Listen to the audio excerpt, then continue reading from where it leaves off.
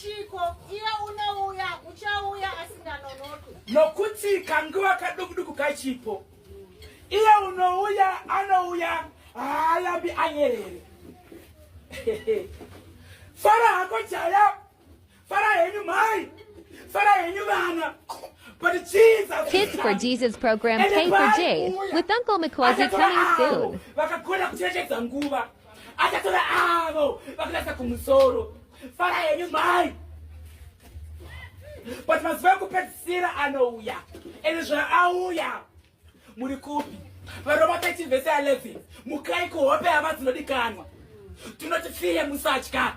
Jesu is coming. Jesu ari kuuya. Fara hako itako upombwe, fara hako tukako wabereki, fara hako asi Jesu ari kuuya ende apedyo.